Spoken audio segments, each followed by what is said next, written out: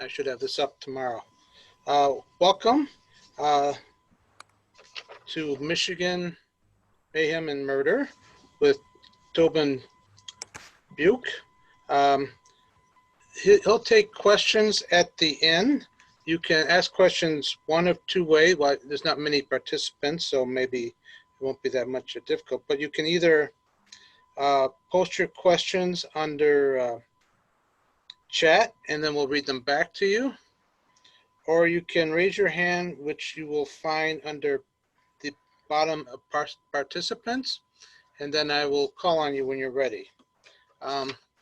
Now, before Tobin begins, I'll have to mute you all then because of interference. Tobin T. Buhk is a freelance author specializing in historical true crime. To research his first book, Cause of Death, he volunteered in a county morgue.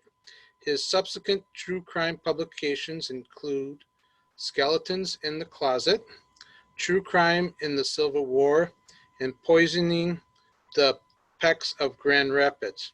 Mr. Buhk lectures frequently on historic crime and provides a number of presentation options.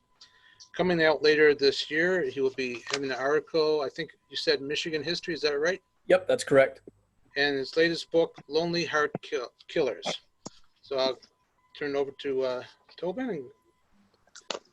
And let me mute everybody first and then open it up for you.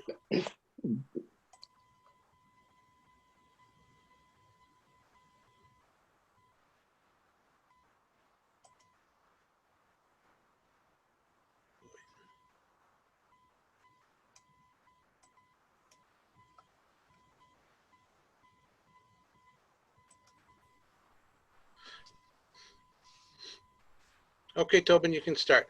All right. Good evening, everybody, and thanks for coming to listen to me speak this evening. Before I say another word, let me first thank the hosts of Dearborn Heights Library for hosting this program and being able to do this in a virtual environment, which is a different and a new experience for me.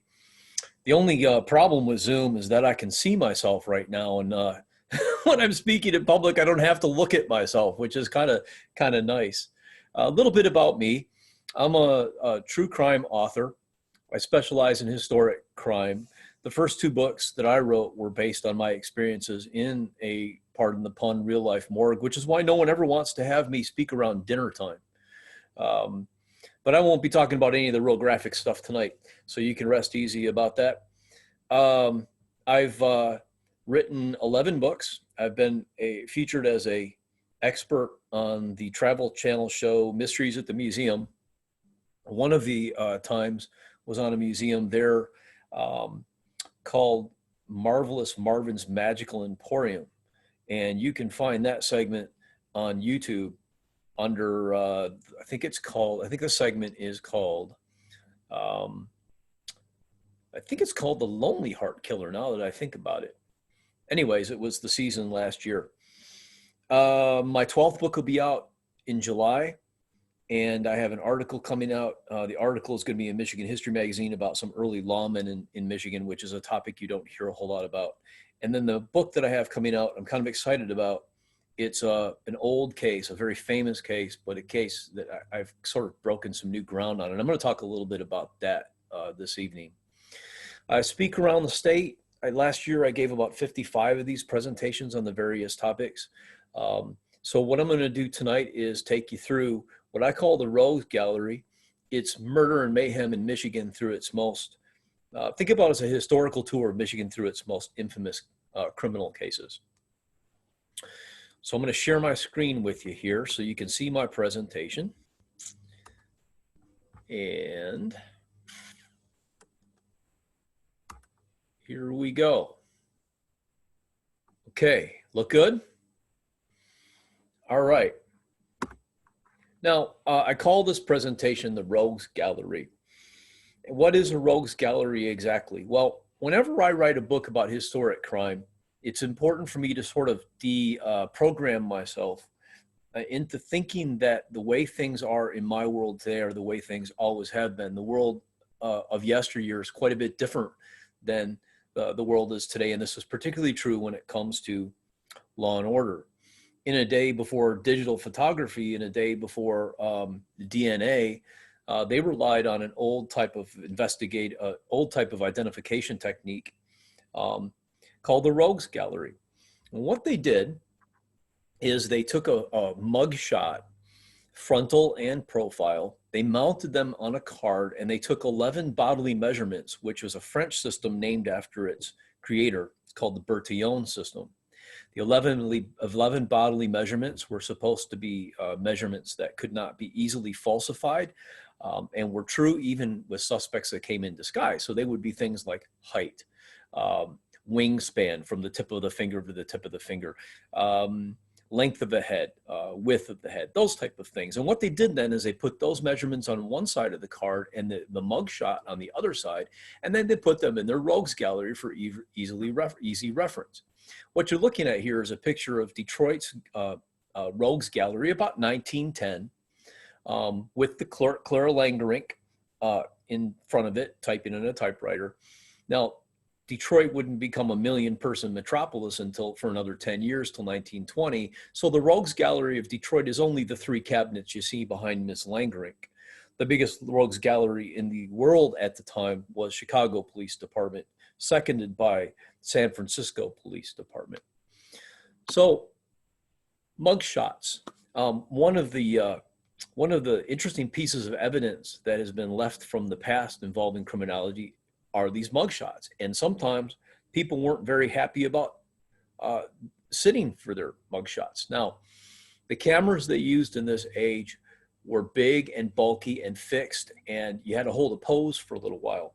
The first handheld camera wouldn't come out for another 20 years. It was called the Kodak Brownie. So this is the era where people had to sit and hold a pose. If they sneezed, the mugshot wound up being blurry.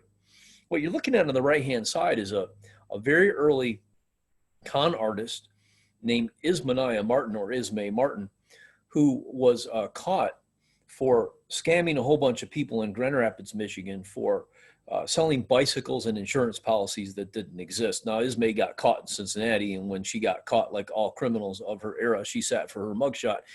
But she had some type of pathological fear of the camera and didn't want to sit. The photographer said that getting Ismay in that seat was kind of like trying to rope a cat into a bathtub of hot water. Finally, when he got her to sit and hold her pose, when he pressed the button, she made this clown face for the camera. She mugged for her mugshot. They never bothered to take a profile shot. Now, Ismay went back to Grand Rapids from Cincinnati, where she stood trial, the Great Bicycle Trial of 1897, was found guilty and convicted to 7.5 years in the Detroit House of Correction. Her mugshot, incidentally, went to the Library of Congress, where I tracked it down, but you won't find a profile shot because they didn't bother to take one. Other items from the past, that little echoes from the past that show us a little bit about criminality and how it was handled, are these index-sized postcards. Now, what you're looking at here is an early version of the APB in the days before radios, before modern communications. When sheriffs want to communicate information about suspects that they were looking for, what they did is they printed out a postcard, sometimes in handwritten. This one from the sheriff of Ithaca, Michigan. They're looking for a pair of safecrackers. And then they would put these cards, send them to their sheriff buddies around the state. They'd put them in the next of the mail pouch of the next outgoing train. So we get there pretty quickly. And these cards tend to give us a pretty good idea of the type of crimes that are committed and the type of people who are committing the crimes in that era. A couple of interesting mug shots. The woman at the top is named Carrie Perlberg. She is a shoplifter. You might say she had sticky fingers. She liked to steal stuff from Highline department stores in the tri-state area. Think Marshall Fields, Carson Peary Scott in Chicago. Now, I like to show this particular mugshot of Carrie Perlberg when I give this presentation, because it's a really good example of how things differed from that era to this. When Carrie Perlberg got caught right around 1908, 1909, she faced a jury of all men, because in that era, women were not permitted to sit on juries. In fact, women couldn't sit on juries until they achieved suffrage in the United States, which was right around the year 1920. Now, Michigan was a little slow on the uptake. The first female juror in Michigan was Wayne County, about mid-decade, 1925. And then it would be a few years later before a woman would be seated on the jury. And it would be well into the late 1920s before women were regularly seen in the jury box. Now, when I first started researching this era, I thought to myself, how hideously prejudiced would an all-male jury be against a female defendant like Carrie Perlberg? But in fact, the opposite was true. When women started to be seated in the jury box, female defendants, con artists in particular, were terrified because it was said the all-male jury would be putty in the hands of a manipulative female defendant, because the man on the jury inevitably saw the female defendant as a woman in his life, aunt, a sister, a mother, a daughter, and with a really good sob story, she could get out of some really serious trouble. And so Carrie Perlberg gets arrested in 1908, and she goes in front of a jury for grand theft, and she rents a baby for the trial. Why? Because she wanted to hold up the baby to the all-male jury as a very real, very moving piece of visual rhetoric. In essence, saying, if you put me in jail, what will you'll leave my poor child destitute. Now, it worked the first time for Carrie. It didn't work the second time. She got caught and spent some time behind bars. The mugshot you see at the bottom, a rather serious mustachioed-looking individual, was a con artist who had the bad sense to try to come up to Grand Rapids and set up a con.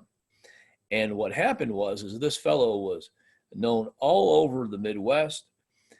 He was recognized when he came off the train. They didn't even bother with waiting for him to try a con. They just took him in handcuffs right to the police station. They made his mugshot, and then they showed him the door by putting him right back in the train. It's kind of a funny story. One of the constables stood there and made sure that train left town with this fellow on it. Other interesting things, little remnants that the past have left us about criminality, are reward posters. The earliest ones, you see the photographs that are actually pasted to the poster. The one on the left-hand side is for a spiritual mystic who was a con artist. This fellow Schermerhorn also has an interesting record in the Michigan history books. He's the first one in Grand Rapids to be caught for speeding. He was going way over the speed limit at 7.5 miles per hour and got caught. The one on the right-hand side is kind of interesting. These are rapists, and they caught the two, and you see that they've stamped over the top of them, "We have this man." Incidentally, William Shavey, the St. John sheriff who put this notice out, it's a very, very well-known name in St. Johns County. In fact, there's a major thoroughfare named after him. Here's one that's closer to your neck of the woods. This fellow here was wanted for larceny from a store, a haberdashery in downtown Detroit. And these posters sometimes have there's really interesting information that is kind of tangential to the story, but it's interesting nonetheless. For example, if you look at the line that is second from the bottom, it says this man may be found around cabarets as he is very fond of women. The poster on the right-hand side, also your neck of the woods, Highland Park Police Department. Now, this is an interesting one, too, because this man, Willard Guy, is wanted for a crime that was a crime then and is no longer a crime today, and that was spousal abandonment. This poster was put out 1919, and in that era, before the term gender equity became a thing, women didn't enjoy the type of career opportunities that they do today.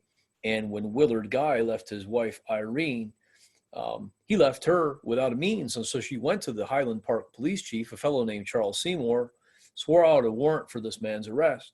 They put out these wanted posters. There's an interesting line in here someplace. He says down toward the bottom, it says, he may be found with a woman who is not his wife. So Willard had what my grandmother used to refer to as a bit of a zipper problem.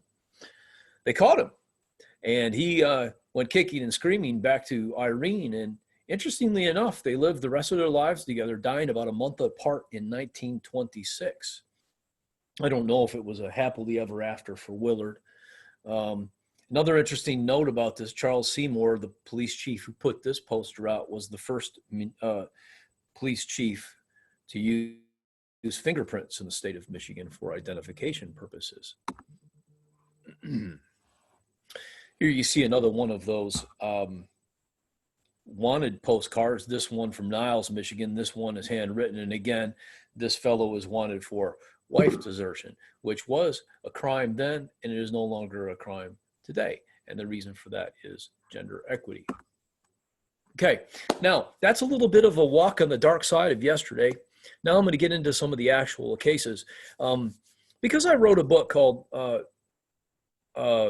well, I can't remember my own book title, Wicked Women of Detroit. I'm often asked, who is the wickedest woman in Detroit history? And I would have to say that the lady that you're looking at right now, Sophie Lyons, has got a pretty good claim on it.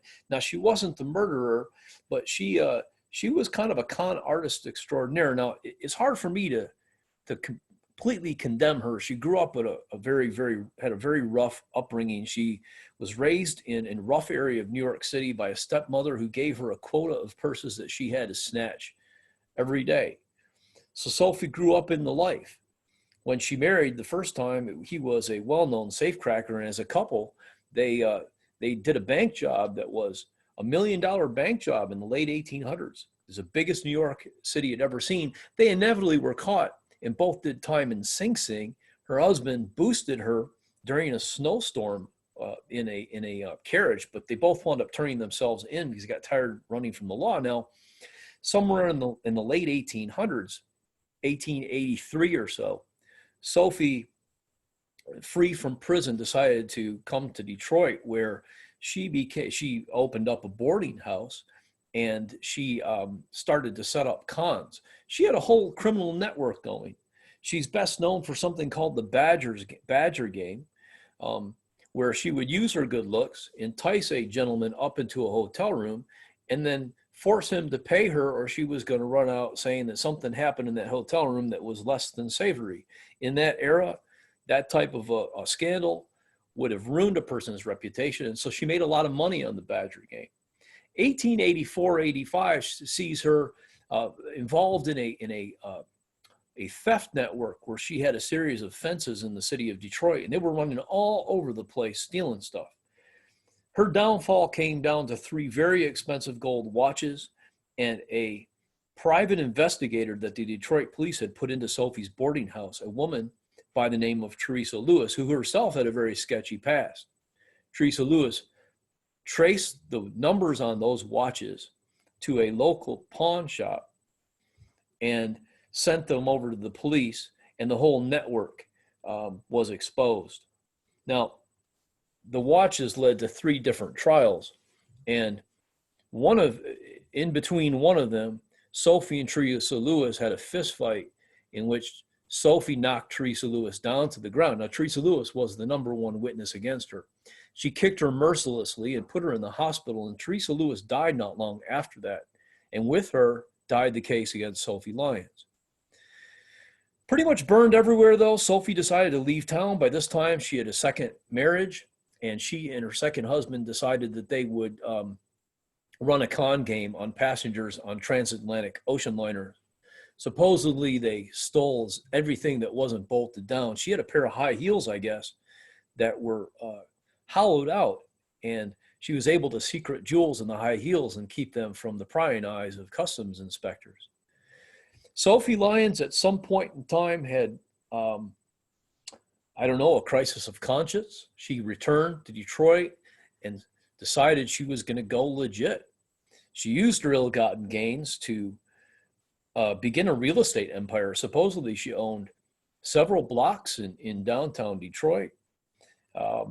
She wrote a book called Crime Does Not Pay, which is ironic since the money that she got for her real estate empire was earned through crime.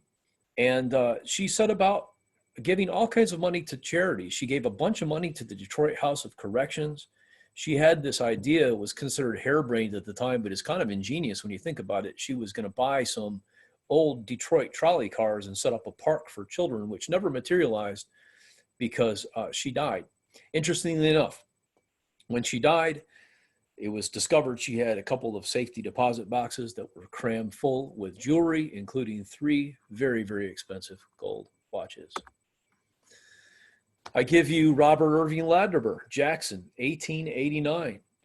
Robert Irving became known as the Michigan matricide because he committed a crime that many people considered to be unthinkable, a very rare crime even today. He murdered his mother.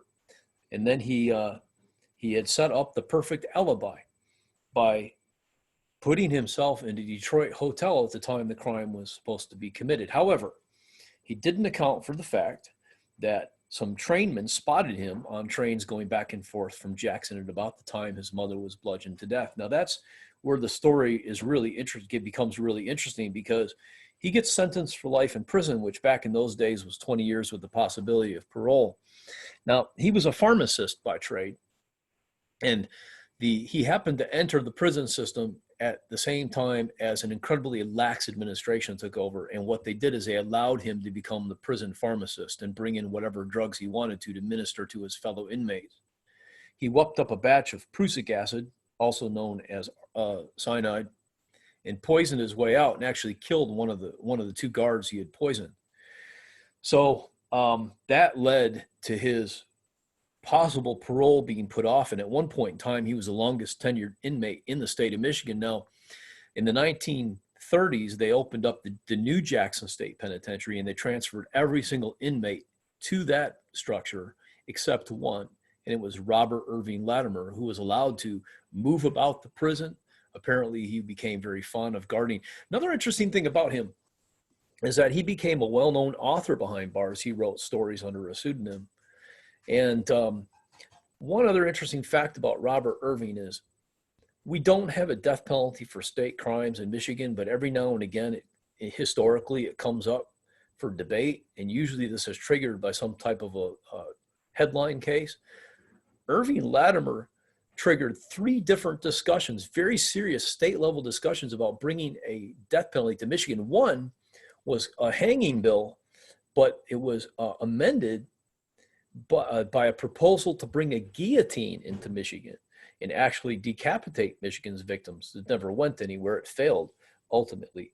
But it's kind of interesting. So I present to you a man who's so notorious, he actually almost brought the guillotine to Michigan. Nellie Pope. Nellie, one of my favorites. There she is on the left-hand side when she's in her mid-20s. There she is on the right-hand side when she was finally let out of prison. I believe the year was 1931, so she spent 36 years behind bars. Kind of interesting scenario. Now, Nellie was married, was 6'4", 200 pounds. She was called a statuesque beauty in her age by the newspapers when the case broke. She was married to a much older gentleman named Dr. Horace Pope, who was a dentist who ran his dentistry from the front parlor of their Woodward Avenue home. Now, Nellie had 2 bad habits that the good dentist knew nothing about. One is she was what was called an opium eater at the age. That is, an individual who had become addicted to opium-based products that could be purchased over the counter, things like paregoric, laudanum, flat-out opium, heroin, cocaine, all kinds of things. She had also picked up a second habit, and that was a handsome young barber by the name of Billy Brousseau, who shared her love of opiates. And now when the good dentist wasn't looking, she had sent Billy on a series of errands around Detroit. One of them was to procure their drugs. The second was to take out ever larger life insurance policies in the good dentist's name. And then on a dark and rainy night, quite literally, she had wheedled Billy into tiptoeing behind the dentist as he slept in the chair and hit him over the head with an axe that so hard that it took the top of his head off. It scalped him. And then Billy made his fateful error. I think you'll find if you research enough of these historical crimes that there's always one fateful error. The Greek dramatists would have called this a harmatia. I'm not sure I'm pronouncing that right. But Billy's was leaving the axe by the chair. He ran off and found the nearest constable. That was part of their plan. He told the constable that the dentist had found him in flagrante delicto with his wife. The dentist had taken a shot at him. Billy had an axe in his hand. He had no choice but to defend himself by hitting the dentist in the head with an axe. Hit him in the front of the head. However, we come back to the axe and Billy's fateful error. It turns out that the axe had blood and hair on it, and the dentist was bald in the front, had hair in the back, and that was all the forensic evidence that they needed at the time to conclude that Billy had tiptoed behind the dentist and hit him in the back of the head. And Billy gave a full confession and then turned state's evidence against Nellie, and they both went down for murder, again, 20 years with the possibility of parole. Now, Nellie was a real handful behind bars. She went to the Detroit House of Corrections, which was the only institute that held long-term female inmates in the state of Michigan, and she just terrorized other inmates.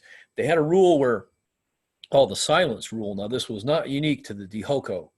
A lot of prisons had the silence rule where the inmates were not allowed to talk when they were in communal areas, like when they were eating or at the workshops. And Nellie constantly broke this and spent several stints in solitary. She saw ghosts. One time at her prayer ceremony, she threw herself over the balcony railing down onto the floor below. That was Nellie Pope. And those antics kept her behind bars for far longer than her 20-year minimum sentence. The Michigan Borgia, serial killer. Some people consider her to be one of the most prolific female serial killers in U.S. history. Killed as many as a dozen people, all with strychnine, many of them family members, many of them children. Now, she was herself twice widowed in 1903, and she was living with her widowed mother in the family farmhouse with her brother, John, his wife, Gertrude, and their daughter, baby Ruth. John and Gertrude were only living in the family farmhouse long enough until they could build theirs. One spring morning in April, they leave baby Ruth in the tender, loving care of dear Aunt Mary when they go to work on their farmhouse. When they come back for lunch, the child has died of crib death in the upstairs bedroom. Now, Gertrude is disconsolate over the loss of her child, and John leaves her in the tender, loving care of his sister Mary when he goes to nearby Fife Lake to buy a coffin. When he comes back, the death records indicate less than an hour later, his wife has died in the same bedroom where the baby Ruth had died. The family believed that she had suffered some type of a seizure event, and the family believed that maybe Gertrude died from an epileptic seizure. Both bodies, mother and child, went into the ground of the Springfield Township Cemetery, baby in the mother's arms, which is very common in that era. 10 days later, John has crippling stomach pains after eating a meal served to him by his dear sister Mary. The mother, the Murphy matriarch, runs to a nearby farm to fetch a friend because she's afraid there's literally a biblical plague on the family. And the friend gets to that second-story bedroom just in time to see his friend die in a strange fashion. His lips rolled back in a macabre smile, his back arched so severely you could pass your arm underneath it, and then he died. And the neighbor, a fellow named Battenfield, remarked that the body was stiff, that it skipped that flaccidity stage and went straight into rigor. All these are symptoms of a heavy metal poisoning. To make a long story short, Mary is taken, suspicion falls on her. She is taken to the Kalkaska County Jail, where the sheriff, sort of a strong-arm fellow, sweats a confession out of her, and she admits to murdering all three with strychnine, although she never supplied a motive. Her family believed for years the motive was simply that she liked to attend funerals, that she had a great black taffeta dress that she liked to put on, that funerals were social occasions in the North. They, as an Irish family, they had a wake. Her motive, that could have been her motive, or it could have been something else. But when they started peeling back layers of Mary's biography, they discovered all kinds of bodies. Wherever she went, there were bodies, as many as 13. When I think of Mary McKnight, I think of her as kind of like an Angel of Mercy style serial killer. Think Nurses Who Kill. She had a midwifery background, and she was somebody to whom people took their children when they were concerned with something. Jenny Flood, the Grand Rapids shotgun slayer. There she is in court with her Merry Widow's hat. And there's a pretty good likeness of her, a photograph of the time. Also a serial killer. Think in terms of Black Widow, serial killer. Now, this story, this is 1903, which was a bad year for women in Michigan, really.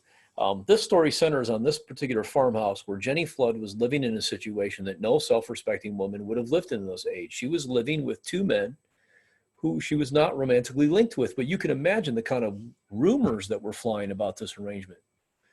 One of them was a handyman named London. The other one was the farm owner named Fingleton. Now, as the story goes, Jenny was in the barn with Fingleton, hitching up her horses to a carriage, when they heard a shotgun blast coming from the kitchen. If you can see the X on the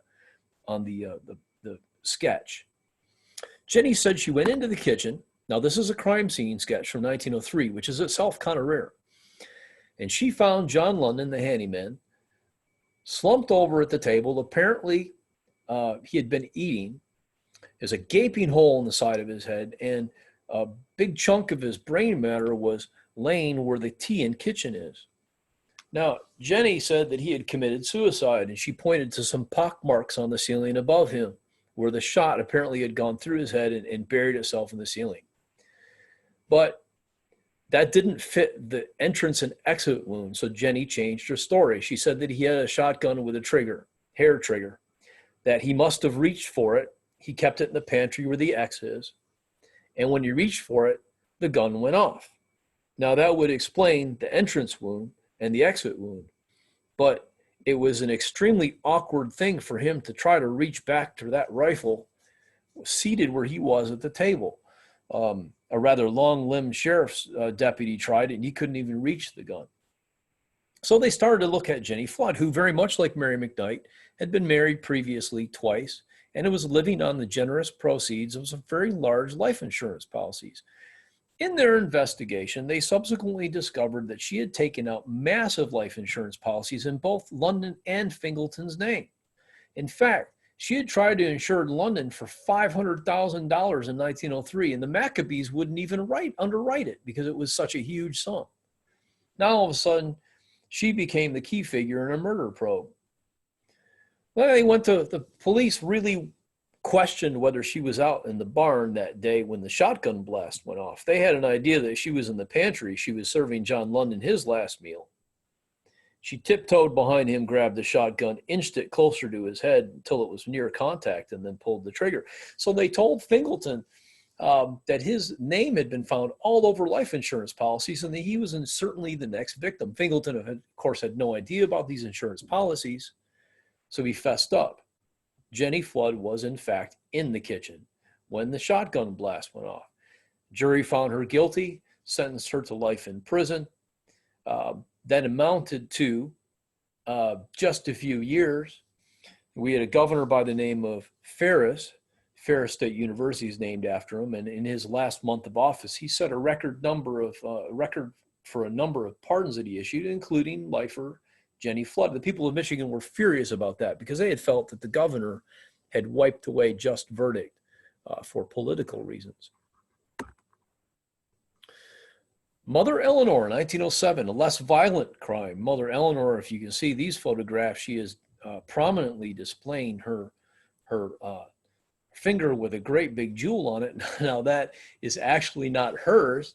That was a very expensive ring that was lent to her by a very affluent Detroiter who was part of this holy roller community. It was a religious cult of Detroit and also from Canada.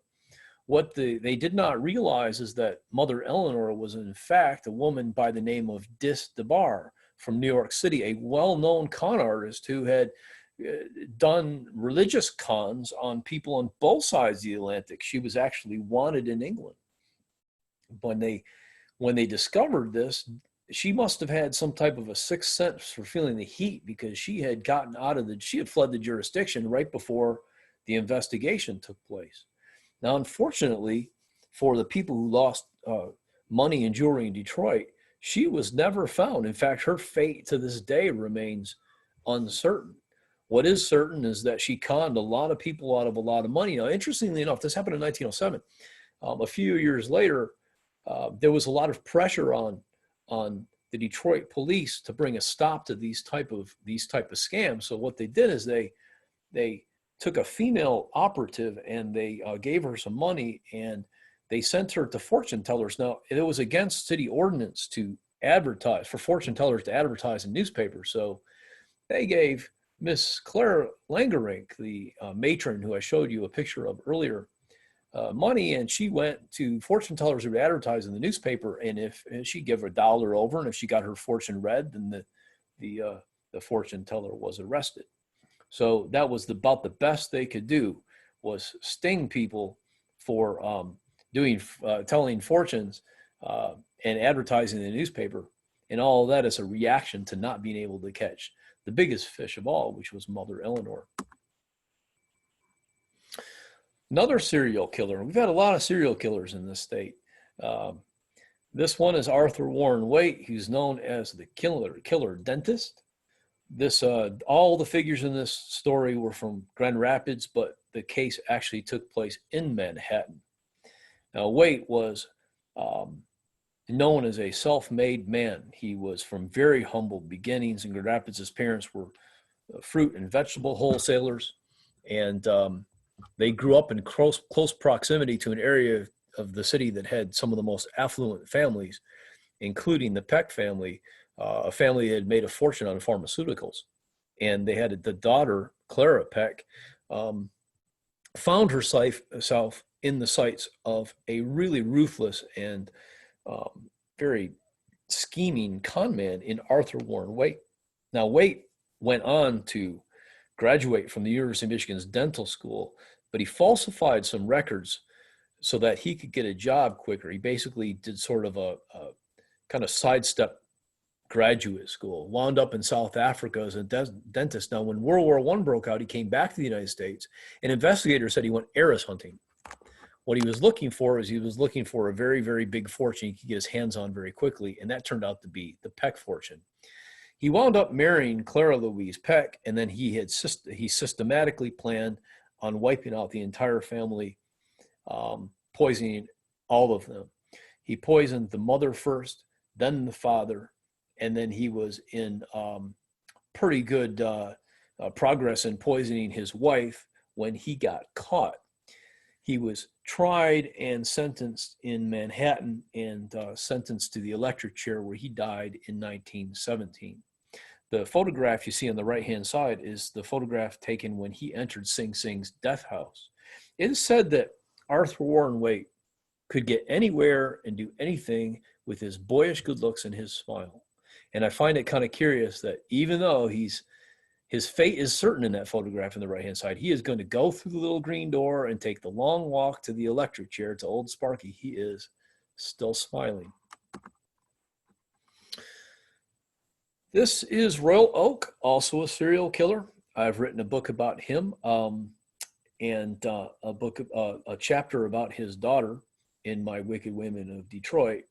His daughter wasn't really wicked, but she was considered to be so by a press who kind of condemned her for being not just the daughter of a serial killer, but also for being a German immigrant in a time when it wasn't very popular to be a German immigrant in Michigan. That was during World War I. Now, Schmidt was called the Michigan Bluebeard, sometimes a Royal Oak Bluebeard. And what he did is he advertised in matrimonial advertisements. He presented himself as a single man, even though he was married. And he lured a domestic from New York City to Detroit who agreed to marry him without ever having seen him, and she disappeared into thin air. The police tracked her to Schmidt's Royal Oak bungalow, and her suitor, a fellow named Herman Neugebauer, was a spitting image of the Schmidt fellow. An investigation followed, and it was determined that Schmidt was courting all kinds of women all over the United States under a whole suitcase of pseudonyms. In fact, when his picture made the news, the wives came out of the woodwork. Now, Schmidt committed suicide in prison, which really created more questions than it answered. But that case ended in Oakland County Probate Court, where the wives sort of queued up to try to to regain the money that Schmidt had stolen from them. And it's kind of interesting because the judge, a fellow named Stockwell, had the unenviable job of trying to figure out who said I do first. And that's hard when you have a guy who married 2 different women in 2 different boroughs of New York on the same weekend. I mean, Schmidt was a serial killer, but he was a serial husband too. The court documents, incidentally enough, are still in Oakland County records, and it's really interesting reading. It's an incredibly complicated case that I'll probably never get to the bottom of. Interesting side note, Schmidt, when he wasn't baiting lonely women through matrimonial advertisements, he was a machinist for Ford Motor Company. And Ford Motor Company had been making some stuff for the United States government during World War II, some fairly high-tech stuff. And Schmidt there's pretty good evidence, was passing information along through the German embassy. So what you're looking at is a German spy and a serial killer. The photograph you're looking at the right-hand side is his identity card. These are incredibly rare. I've never seen another one of them. The government destroyed a whole bunch of them after World War I. And what they are is enemy alien. There was something called an Enemy Alien Act, where anybody from Austria, Germany, Italy, countries at war with the United States during World War I, if they were non-naturalized citizens, they had to go and register as a, quote, enemy alien, unquote. And they were given these ID cards to walk around with. And they have a fingerprint at the bottom and his photograph and the signature, and the back's got some kind of interesting data about where he was born and things like that. And these type of things are gold for researchers because they have dates and places and things that sometimes you can't find. Like I discovered that Schmidt had an arrest record in Germany, but those files were all burned up in a fire bombing raid during World War II. And so stuff like this is priceless to me because a lot of the other information about him was just simply lost. We come to the Roaring 20s. We come to this fellow here in a crime that claimed the lives of 2 different police officers. It's still technically unsolved. Now, Leo Bolger was the getaway driver of a gang of bank robbers, and they hit a place in Grand Rapids that was not real well protected. And their plan was to hit 3 banks in Grand Rapids. They were going to hit one bank, and then they figured all the police are going to chase them out look outside of the city because naturally the bank robbers would flee the jurisdiction. But they decided instead to hole up, cool down in a safe house, and then hit 2 other banks within the city. But a funny thing happened on the way back on the way to the safe house. Bolger had planned and timed his route perfectly as a getaway driver, but he didn't account for the train timetable. And they got into a collision trying to beat out the train. So they hijacked the car and got to the safe house. But what ensued was a gun battle with 2 police officers who were killed during the fray. Now, all the robbers got away from the safe house. And when the investigators came to look and see who was in there, they found some laundry tags for a fellow named Leo Bolger from a Detroit area laundry. Leo was from Detroit. He was a Detroiter.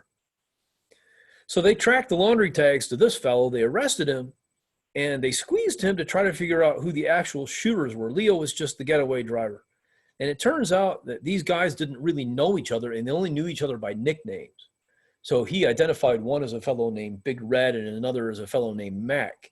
Now, Big Red is almost certainly Big Red Sloan, who was killed in a subsequent robbery. In fact, all the major players that were identified died in subsequent bank robberies around the United States.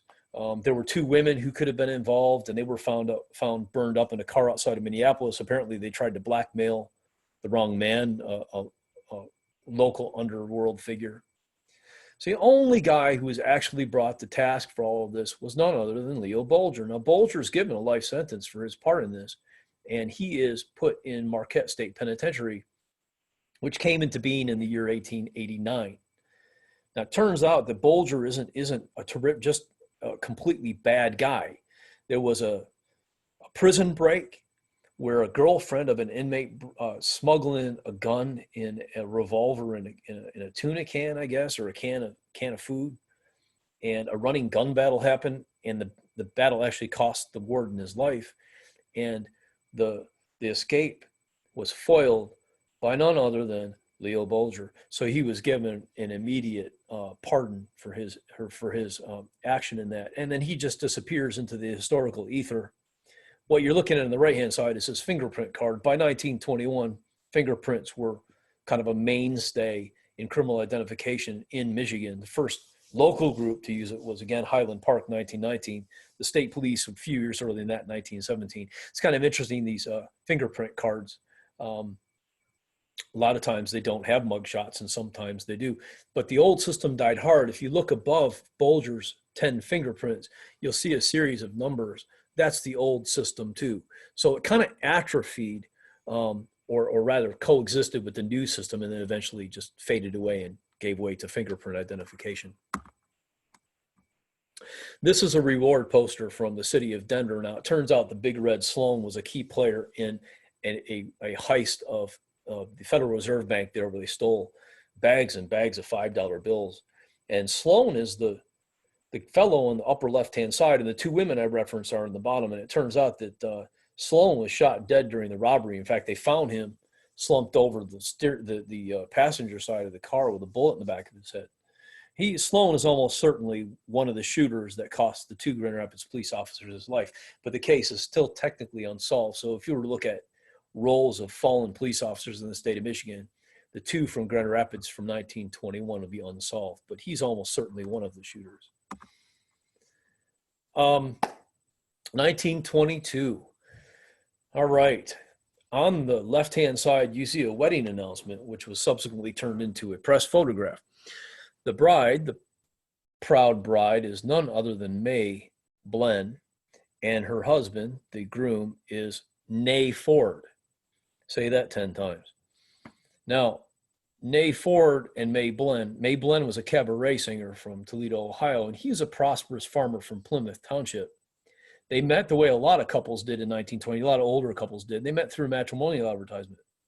Mae made the trip down to Toledo and was so smitten with Mae, I know it sounds confusing, but so smitten with her that he would do anything to win her hand in marriage, including lie to her and tell her that if she married him, she'd never work another day in her life because he was a Ford.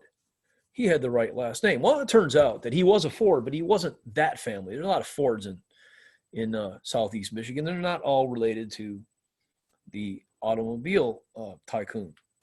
But Mae didn't know that, and she was a bit of a gold digger. So she married him, and what was her surprise when she came and found that her palatial estate was none other than a farmhouse. And to add insult to injury, she was made to cook meals for his farm employees. So she hatches a plan to get even. She contracts a hitman by the name of Kansas City Ed. Can't make this stuff up, folks. Kansas City Ed met her in a downtown hotel in Detroit, downtown Detroit, and she slid the wedding photograph across the table, and she gave directions as to who Kansas City Ed was going to hit and how. She told Ed that her husband was deaf in one ear, so Ed was just tiptoe behind him when he was at his milking machine, brain him with a hard object, and then pull all his teeth out with the pliers, and then take him to another barn nearby and torch the whole thing. Everything would go up, all the evidence would go up in smoke. The plan was brilliant. It was ingenious. It was foolproof, except for one fact. Kansas City Ed, the hitman, was in fact Detective Ed Kunath of the Detroit Homicide Department. It turns out that Mae Ford had sniffed his wife's plan. Mae liked to go to speakeasies, and loose lips sink ships, drunks and babies tell the truth. She drank a lot, and she told everybody how she was going to get even. And word got back to Mae, who contacted Detroit police. Now, Detective Kunath was no fool. He knew that Mae would try to deny saying all of it. So he had positioned two other men behind the wall. They had peeled away some of the lathe in the back so they could overhear. She was cooked. She couldn't say that she wasn't conspiring to kill her husband. So she goes to trial in 1922 for conspiracy to commit murder. Now, it turns out that in order for a person to be guilty of conspiracy, they have to make an overt act. Her lawyer was able to convince the all-male jury that merely talking about killing her husband was not an overt act. He hit them up with a persuasive piece of rhetoric. He said, if talking about killing a husband was an overt act, then there'd be a lot of Michigan women in prison. No, she didn't commit an overt act. Now, what would have been an overt act? Actually paying the hitman. And in fact, Kunath must have recognized this because he asked for a package of money right there on the spot, and she didn't have it. So they arranged to meet the next day for payment, and that's when she was arrested. But they were a little too quick to slap the bracelets on her. It turns out that she had forgot the envelope with the money again. And so they nailed her, but they failed to prove an overt act. So she beat the rap, and there she is leaving in the court triumphantly in her 1920s era turban. We're going to skip that one. Sarah Elizabeth Lewin would be what we would consider a sociopath today. Excellent prevaricator, lived in a fantasy world, told everybody she had $500 when she in fact had $5. And with that kind of logic, she was able to convince a real estate speculator to co-sign on a house loan, which she promptly defaulted on the mortgage. Her creditor had her thrown out of the house, changed the locks. And so she vowed to get even. She stalked his neighborhood until his little son, 5-year-old Max Ernest, went out on his tricycle. She kidnapped him, led him to a swamp on the edge of the city of Detroit, and strangled him to death. She was caught, sentenced to life in prison. Now, it turned out that when a trial took place in that era, if there was a question of sanity, usually there were alienists in the audience. Alienist is a fancy legal term for a psychologist who is there to determine the sanity of a defendant. The alienists in the audience declared that she was insane. She was sent to Ionia State Hospital for the mentally insane. Until she was declared legal, she was tried a second time, and she was found guilty, and she spent the rest of her life behind bars at the new Detroit House of Corrections in Plymouth Township by the city of Northville. Supposedly, she, like Robert Irving Latimer, was very fond of gardening. Her name is Euphemia Mundek, and she could be characterized as a serial wife. When this case broke in 1924, the Detroit Free Press declared that she had been married 18 times, which is not right. Those newspapers tended to be, of that era, tended to be real sensationalized. She was married, maybe 4 or 5 times, but we'll never know the true number. Now, Euphemia was married to a fellow named Mundek, and she had taken a lover by the name of Yodorovich. Mundek suddenly, unexpectedly, dropped out of sight, and then so did Yodorovich. Eventually, the police identified Euphemia Mundek as a person of interest, and they caught her trying to flee the country. Rather than deny it all, she fessed up to having murdered Yodorovich, who she said was in the process of trying to rape her. She led the police to this house, the murder cottage, it was known, and told the police, as she sat in the car in the back, she told the police, directed the action, they could find the body of Yodorovich, which was skeletonized by this point, underneath the crawl space. So detective shimmied underneath there, you find, using his hands to cup away dirt, he discovers a human femur bone, then another bone, then another bone. And by nightfall, they had a pretty good skeleton laid out on the yard. Supposedly the kids in the neighborhood absolutely were fascinated by this. It's kind of interesting in this picture. There they are in their short pants. If they're anything like my students, they're seeing the skeleton, they're thinking, wow, this is so cool. A real body, you know? Anyways, what the police found decidedly uncool was the lead pipe that they found next to the skull, and the fact that there was a skull fracture in the back of the head, which did not jive with Euphemia's story of defending herself during a sexual assault. Now, they took at the time during trials, a lot of times they would take, believe it or not, they would take body parts in the trial and they put it on the evidence table for all to see. And they did that with the skull of Yodorovich. They actually positioned it in a way so that the eye orbits were looking at Euphemia Mundek to try to freak her out, I think. But she would not be moved. But the jury was. They were very moved by that skull and the fracture that really made it hard to believe that it was a self-defense scenario. They found her guilty, sentenced her to life in prison in the Detroit House of Corrections. My favorite part of the story is the aftermath of the trial. Two of her ex-husbands showed up at the trial, and during the sentencing, after the sentencing phase, they approached her to say goodbye. Now, they're not allowed to give her, to embrace her, but they were allowed to gently shake her hand. Then the two gentlemen left the courtroom, it is said, and shook each other's hand for having survived Euphemia Mundek. True story. Frank Loomis, Detroit, 1927. There's an image of the dentist. He was a very, very prominent dentist, and he had been married to a wife, Grace. They lived in a Dutch colonial home. They had a young child, and the good dentist was used to taking walks around the block. One night, he took his usual walk, and when he came back, he found his wife had been bludgeoned to death. The case took a lot of different twists and turns, but ultimately police identified none other than Frank Loomis as the prime suspect in his wife's murder. They took him to trial, actually. They just could not conjure up enough evidence, and he was acquitted. It turns out, after the trial, they discovered evidence that Frank Loomis had a mistress, and they liked to go to speakeasies. This is the height of the Roaring Twenties. Now, I don't know if it was a heavy conscience or what, but Loomis wound up committing suicide. But before he committed suicide, he left 3 different suicide notes. Supposedly, and he never admitted to it, but one of those suicide notes was not made public and disappeared right after its discovery. And some people think that that 3rd suicide note was a full confession of having murdered his wife so that he could spend time with a woman he referred to as G. This case is unsolved. It's a fascinating unsolved murder, and there's lots of different ins and outs of this particular case. So Frank Loomis, 1927. This fellow here, Andrew Kehoe, engineered, also 1927, engineered what remains, I believe, the single bloodiest school day in U.S. history. Now, Kehoe was a farmer in Bath Township, and he did side jobs for the school. He had a grudge against the school, and so while he was supposedly working as a custodian, he started to pack the walls and the floor with Hercules dynamite.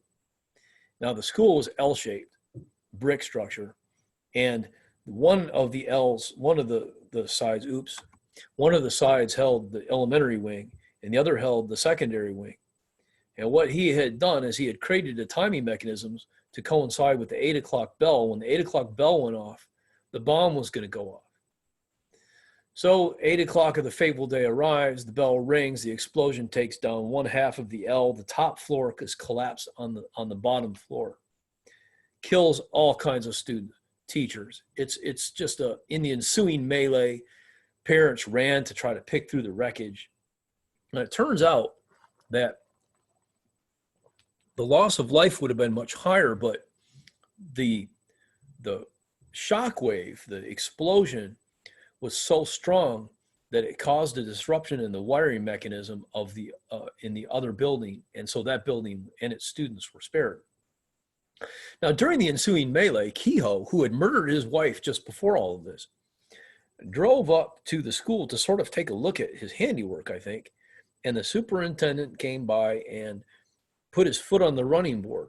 At this point in time, Kehoe, who had packed the back of his truck with all kinds of detritus from his farm, rusty metal, along with some more Hercules dynamite, he turned around with a shotgun and he shot the dynamite, and the car became one great big massive grenade, taking the superintendent and himself with it.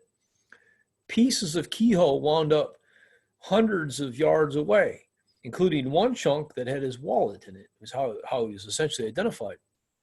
His motive for this, it remains unknown.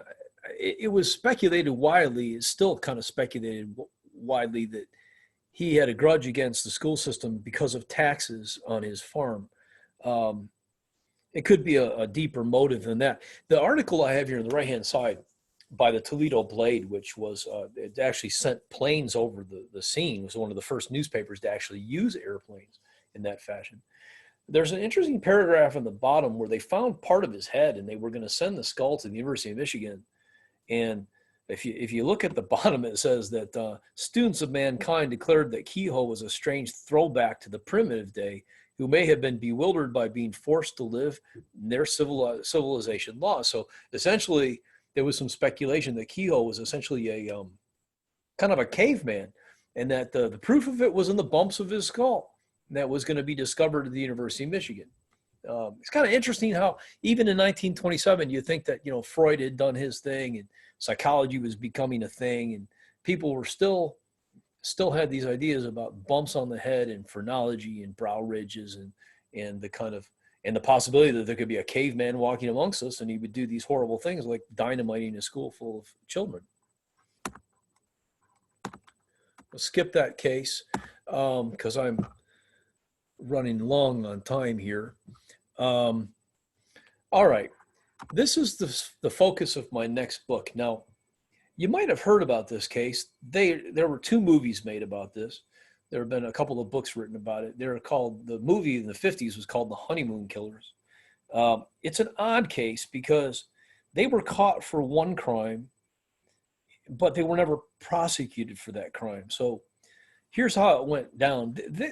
Just like Helmut Schmidt, the Royal Oak Bluebeard, these 2 used matrimonial clubs, Cupid clubs, Lonely Hearts clubs, really big in the 1940s, to dupe lonely widows who had means and then steal their stuff. And as the story goes, these 2 were lovers. Martha Beck was very possessive of Raymond Fernandez, and she agreed to go along and masquerade as his sister, sort of give the whole scheme a legitimacy, as long as it didn't become amorous. When Fernandez became amorous, she became felonious. That's kind of the way the case is most often presented. The truth might be a little more complicated than that, but supposedly he became amorous with a 31-year-old widow in Wyoming Township, which is now the city of Wyoming, which is only about a couple miles from where I'm sitting right now. I grew up there. And Beck and Fernandez killed the widow and then killed the widow's 18-month-old daughter. They got caught red-handed, and they were arrested and taken to Grand Rapids. And it subsequently turned out they confessed to all kinds of other crimes, including a murder they had committed in New York. Now, Michigan doesn't have a death penalty, but New York does. And so Michigan authorities originally told them that they would not be extradited, and I think they did that to coax a full confession about all the crime. Then they went back on the word, they extradited them to New York, where these 2 stood trial for the murder of one Janet Fay, a 66-year-old widow. They were found guilty, sentenced to die, and they died in 1951 in Sing Sing's death house in the electric chair. Now, I was able to obtain the court records, and I was able to obtain their death house records. And I'm going to peel back a couple of layers on this story that have never been told before. And that book's coming out in July. I'm kind of excited about it because I'm breaking some ground on a kind of a famous case. Really more famous in New York than here. A lot of people don't know about the case and don't know about the murder of Delphine Downing and her child because that case really wasn't brought up in New York. It was a Michigan case, which they were never tried for. So these are the Lonely Hearts Killers. A pair that you might be familiar with. We have John Norman Collins on the left-hand side, the so-called Ypsilanti Strangler, the subject of a book called The Co-ed Killer, who was arrested and convicted for murdering a Grand Rapids co-ed by the name of Karen Sue Beineman. And we have at the bottom right a fellow named Coral Watts from Inkster, who was caught red-handed for a attempted double homicide in Houston, Texas. And the Texas authority, he was a very smart killer, very elusive, left little to no evidence at the crime scenes whatsoever. Oops. And it turns out that the Houston authorities were willing to give him a lesser deal, gave him a deal. They were going to charge him with a lesser crime if he could solve some of their cases. So Coral Watts jumped on the deal and promptly led them to 13 graves in Texas alone. He's known as the Sunday morning slasher. He, for a series of crimes that he most likely committed in Ann Arbor in the very early 1970s. In fact, Coral Watts killed people all over Southeast Michigan. And when he was going to be let out of prison in Texas, the Michigan authorities had him extradited to Michigan, where he stood trial for a Detroit area crime and was convicted of life in prison. And then they got him for a second conviction, just for good measure, to make sure that he'd spend the rest of his natural life in prison. And he once famously told Texas authorities, "Don't let me out because I'm going to do it again. I can't help myself." His life in prison in Michigan amounted to just a few years. He died of prostate cancer shortly after that, I think in the very early 90s. And then we come to one of America's most infamous missing persons, and a photograph that I particularly enjoy of Jimmy Hoffa. And I wrote a chapter about him, and that photograph of Hoffa doing that very interesting hand jive there is just very typical of Jimmy Hoffa, and I would say his vivaciousness, his verve, it says a lot about his spirit. Oops, I jumped the gun there a little bit. The page on the right-hand side is from the FBI's Hoffex memo, the FBI's report on who could have been involved in this. You can find that Hoffex memo online. It makes very, very interesting reading. There's a movie that is coming out about this, and I believe the movie basically is centered on the hitman who admitted to killing him, a guy named Frank Sheeran, which seems like the most likely scenario for me. But Sheeran said that they killed Hoffa and then turned around and took him right to a funeral home where they had the body cremated, which explains why there's been no remains to be found. However, without any remains, there's nothing left but speculation. Kind of funny, a side note on this.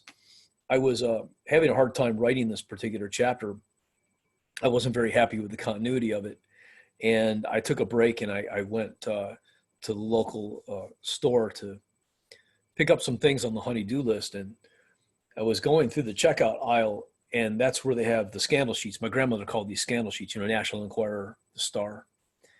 And no lie, I catch a glimpse of a headline that explained to me everything about where Hoffa is. And it said, Jimmy Hoffa is alive and well after having a sex change, is working as an exotic dancer in Las Vegas. And I thought to myself, it's brilliant. Of course it's why he's never been found. I thought about including that in the chapter, but I didn't think anybody believed it. So I decided not to. But there you have it. There, the famous Bloomfield Hills disappearance solved in the headline of the scandal sheet. No, seriously, that story about Sheeran, for some reason or other, out of all the stories that I've read about Hoffa's disappearance, that one has the ring of truth about it for me. And so here we go. I'm a public servant. I'm a public school teacher, so it's important for me to note, particularly because this is being filmed, important for me to note at this point in time that I've never actually been in prison. I've never been arrested. That is, in fact, a picture of me in an old historic prison in a place called Chloride, Nevada, old territorial jail. And my wife just couldn't help but lock behind bars. A little bit of angst, I think, on her part. So it's been very pleasure for me to speak about something that I find a passion about. Takes a lot of time and energy to write books like this, and it's always a pleasure to share that information with an interested audience such as yourselves. Should you have any questions for me, please direct them to my email here. In fact, if you want to get a hold of me for any reason or other, that's where I can be found. Positive word of mouth is my very best advertisement. So if you enjoyed the presentation, please tell your librarians to host another one. I have all kinds of different presentations. I have a new one coming out that's coinciding with my next book, all about that Buhk and Fernandez case. And I have one about the Michigan matricide and all the other serial killers I talked about. If you didn't like what the presentation, please don't say anything to anybody. You might find it interesting, my blog, darkcornersofhistory.com. If you're fascinated by the darker corners of history as I am, you can find some interesting material there. Cases that take place all over the world, really, not just Michigan, but some of the things I spoke about tonight are there. The case of Willard Guy, who left his wife Irene and was caught for spousal abandonment, is there in great detail. Very fascinating story. I also have a page on Facebook. Now, I had purchased a quantity of books to present to you at the presentation. Unfortunately, since this is not a live presentation, I can't really do that. But if you're interested in a book, please drop me an email and let me know how you would like me to inscribe that for you, and an address where I can send it, and I will tell you how you can make payment for that. So with that, I'm going to take this off of the share mode here, and I would open up the floor to whatever questions that you might have for me at this point in time. So please, any questions that I can answer for you at this point in time?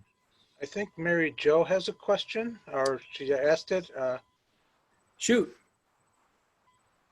Fire Okay. away.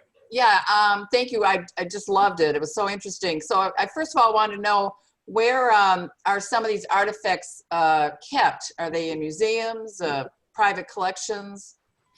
The mugshots, some of the mugshots are owned by local jurisdictions. I showed you a couple of them that are in the Kent County Archives, the Grand Rapids Museum Archives. They have whole boxes of these Bertillon cards or these mugshot cards. But the reality is that people in that era didn't really value those things much like we do today.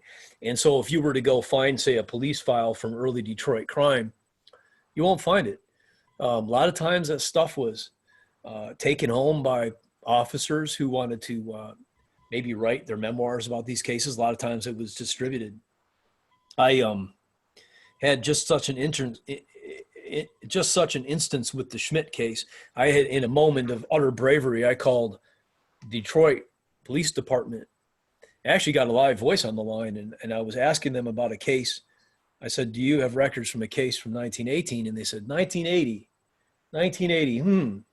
That's a long time ago. I don't know. And I said, no, not 1980. 1918, 1918. And when he stopped laughing, which was some time, he said, I don't know where you would find that stuff. I don't know if those records exist. And sadly, with my research, that's what I've come across. I've found a lot of the artifacts that I presented to you this evening are my own individual collection that I've acquired from various places over the years. Some stuff comes from family members that I've come to know. Some things from other sources, but every now and again you will find a collection of that stuff. I mean, of course, the state's got their records, but it's pretty hard to find. You'd be pretty lucky to find that stuff, I think. And then I was going to ask you, I read, you mentioned books that have been written about the crimes. So two that I've read, one was the murder of the family that Judith Guest wrote. And then the other one was about a nun being killed up north somewhere. Yes. What are you talking about? I know of the Book of Judith Guest, but I don't know the case. I'm not conversant with that. The nun who was killed, it wasn't a nun. Yes, it was a nun. Yes, I take that back. That was a case involving, that's Leelanau Peninsula. And that was a case involving a supposed love triangle between a nun and the priest. I didn't do any writing about that, but I know that there's been a couple of books written about that. I think I know a little bit about the case. The woman, the nun, the woman that was tried and convicted for that case was ultimately, I think, pardoned, or her case was commuted. But she was sentenced to life in prison for that on some really, really sketchy evidence. Thank you. Sure. What other questions may I answer for you? We got a question from Karen. Hey, Tobin. Hey, Karen, how are you? I am doing well. I don't really have any questions, except I do have two of your books, the one on Helmut Schmidt and the other one, I did pick up the Wicked Women of Detroit, and I will be getting a couple of your other books. Thanks, love Karen. the way you write. Thank you. What do you do when you're not, do you have any other history interests besides the macabre? Yeah, I love, I do. I haven't done a lot of writing about those interests, but I do have a lot of interest in things like early American history. I've been fascinated by the Civil War. Say that I've written a book about the Civil War, But you know what? It's about crime in the Civil War. Right. I guess I'm right back to that. Again, I've always been fascinated with shipwrecks and that type of history, is maritime history quite a bit. But no, I for some reason or other, I seem to always come right back to the macabre. You know, the Civil War, that was when you were talking on that book at the Monroe County Library. That's the first presentation. I remember Hopefully I meeting get there. to come to another one in person. So good luck. It was great to catch this one, though. I appreciate it. Are you still doing the tours in Detroit? I do, correct, yes. Yeah, let me know. And I do get some of your stuff. I do talk about Augusta Steinbeck, and I'm very dramatic. She should have, at the train station, she should have turned around and got right back on that train. When you, if you ever need a guest speaker, if you want to go down that road, please consider me. I definitely will, especially even with this, what do you call it, this technology now. Today is the 97th anniversary of that Bath Massacre. Is it really? Today? I Yes. didn't know that. I didn't know that. I guess that's interesting. The book I have coming out, if you thought the Schmidt case was interesting, you'd probably be interested in that, because Schmidt and Raymond Fernandez, it's almost like those cases are so parallel. It's almost like past lives, you know, like Schmidt's MO and Fernandez MO are identical. Like eerily so. It's hard to not believe that Fernandez didn't know about the Schmidt case. Let me give you for example. Fernandez's lover went along with the scheme, and to add legitimacy to it in an era where a single woman might be a little iffy about meeting a guy through an advertisement or a club that way. And so the lover played the part of his sister. Well, Schmidt was married, and he presented his real wife to his marks, if you will, as his sister. Isn't that an interesting parallel? Yes. And there's all kinds of things like that, right down to how they picked out victims. And I was kind of saying that tongue in cheek, that it's hard not to believe they were, you know, past lives of one another. But it might be that the MO of that type of a killer is just very, very similar. I still have your information. I will contact you. You could do the tour. We could do Please it again. Okay, Yes. sounds good. Please do. Whenever we open up again in the state, I spend a lot of time down there speaking on various things, and I would be honored to be part of a tour if you would have me that way. Sounds good. Thanks. Thanks, Karen. What other questions may I answer for you this evening? Tobin, I noticed a lot of the murderers were dentists. Is there any correlation? No, I don't think so. I don't think that a dentist is any more likely to commit murder. I just think that they just happen to be so in this state. And Waite, to be fair, wasn't even really a dentist. He just presented himself that way. He had lived, that's an interesting case. He had a whole secondary life. He had two lives he was living in New York. He had a wife at one residence, and then he had a mistress at another residence. And he told the wife that he was doing these dental surgeries. Supposedly he specialized in jaw surgeries, when in fact, he was actually going to the second residence and cohabitating with the second wife. So, you know, Waite wasn't even a dentist. I think he just liked to present himself that way. He did have some dental training, and supposedly he worked in South Africa as a dentist. But when the sheets got pulled back on that whole affair, it was discovered that he wasn't licensed to practice dentistry any place in America, and certainly not in Manhattan. What other questions might you have for me this evening? Anybody ask any questions? We don't have any. Just feel free to speak up, or I think you can unmute yourself if you want.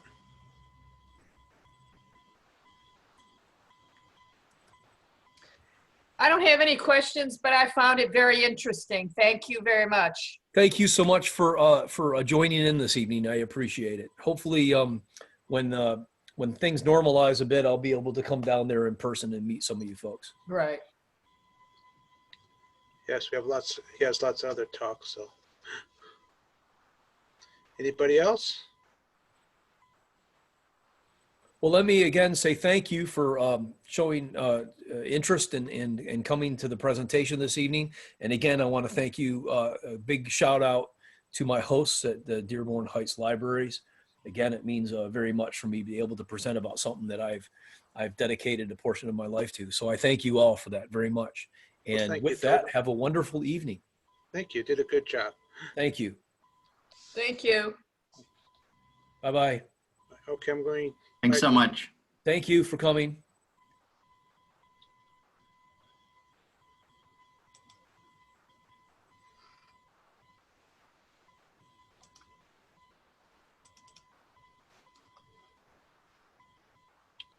Going to do a closing now.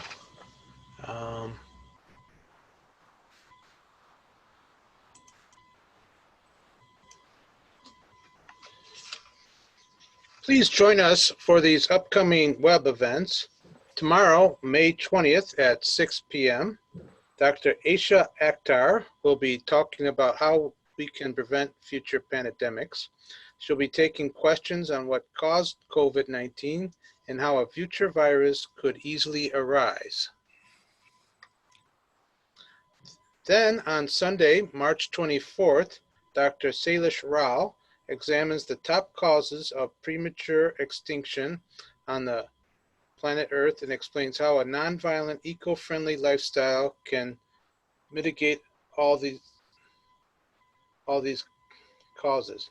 This is in partnership with Veg Michigan, Climate Healers, and a Vegan World 2026. Those who recently got an Android smartphone or still needs help on how to use it might want to join us on Tuesday, May 26th at 7 p.m. where Mike Gardner will be showing you the best ways of using the phone. You can stay connected with the Dearborn Heights Libraries by visiting our website on the World Wide Web at dhcl.mishlibrary.org.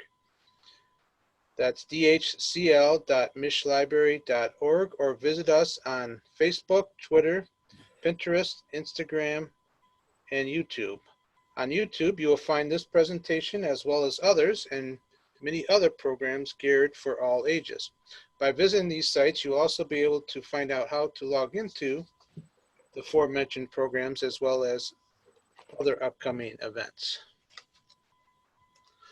Also, our digital library is always open where you can log into Hoopla, Overdrive, Tumble Books, Mango, Ancestry.com, and other electronic databases.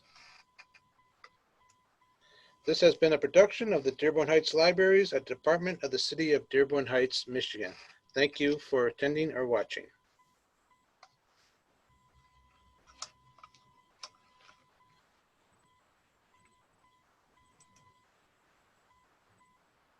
So that went pretty well, don't you think?